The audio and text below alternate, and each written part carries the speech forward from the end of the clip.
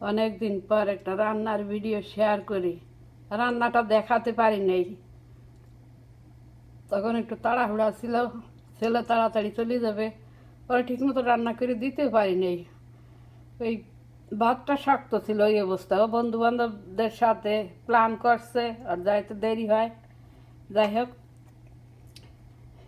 এই যে দেখছেন আলু, এই যে দেখছেন ফুলকপি, আর এই যে দেখছেন বরবটি, আর এই তো ডিম তো দেখাই যাচ্ছে। সো এগুলো আলাদা আলাদা ভাজি করে রাখতে হবে, কিছু না, শুধু হলুদ আর লবণ দিয়া আলাদা আলাদা করে কিন্তু ভাজতে হবে। এই যে এই চারটে জিনিস ভাজি করে রাখলেন, তারপরে আপনি কড়াইতে, আমি কড়াইতে রান্না করছি, একটু চারিদিকে অনেক জায়গা হয় নাড়াচাড়া করতে। কড়াইতে তেল দিলেন, তেলটা একটু গরম হলে একটু বেশি পরিমাণে এই জিরার ফোড়ন আর বেশি পরিমাণে এই পেঁয়াজ, এটা দিয়ে ভালো করে ভাজি ভাজি হবে। একটু লাল লাল যখন হবে তখন লবণ আর হলুদ দিতে হবে। ওইটা দিয়ে সামান্য একটু ভাজি করিয়া তারপরে আপনি চাল দিয়ে দিবেন। ধুয়ে তো রাখলেন আগে থেকে চাল দিয়ে একটু ভালো করে ওইটারে চালটারে ভাজি করবেন।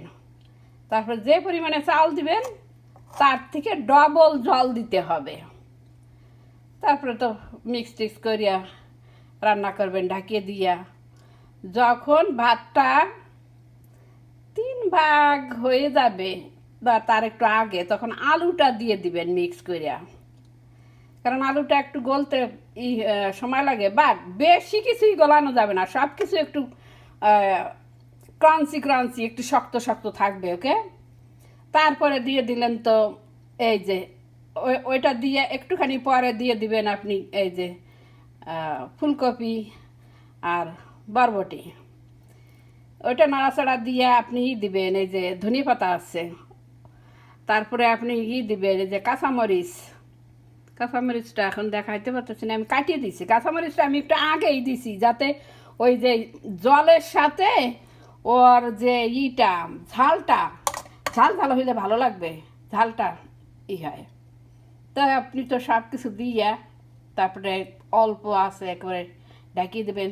তারপরে ডিমটাও দিবেন একটুখানি গর্ত কইরা।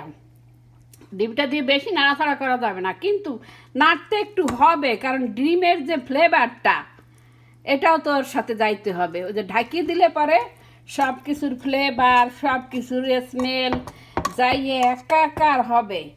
গরম গরম খাইতে হবে, দেখবেন যে কি টেস্ট।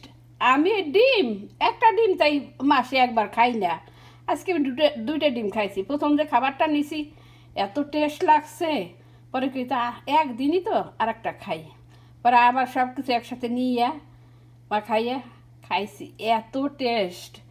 এই ভিডিওটা করছি স্পেশালি আমার বৌদির জন্য, কারণ আমি যখন রান্না করব তার আগে আমার বড়দা বলতেছিল কি রান্না করব আজকে, তখন ওনার বলতেছিলাম যে এরকম আলু ভাজি দিব, ফুলকপি ভাজি দিব, ডিম দিব। ওনার তো আর বুঝাইতে পারি না। আমার বৌদিরে এই ভিডিওটা পাঠাবো, আমার বৌদি আমার দাদারে রান্না করে খাওয়াবে।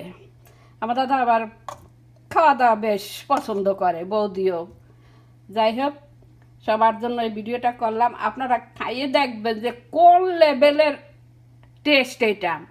আর আপনি যে কড়াইতে করিয়া বা ফ্রাই প্যানে করিয়া এই সমস্ত কিছু ভাজবেন, একটু তেল দিয়ে ভাজবেন, ওর যে তেলটা থাকবে পরে যে আপনি ছিটাই দিবে তেলটা, ও মাই গুডনেস, আরও অন্য লেভেলের।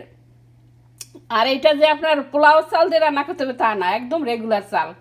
আর সামান্য আপনি একটু টেস্ট যদি বাড়াইতে চান, যখন আপনি লবণ চেক করবেন ওই সময় সামান্য একটু এই ওরে কী কয় চিনি, সুগার স্প্রিঙ্কল করে দিবেন, একটু নাড়াচাড়া দিবেন, দ্যাটস ইট। সো রান্নাটা দেখাইতে পারি নেই, কিন্তু প্রসেসটা সবাইরে আমি বললাম।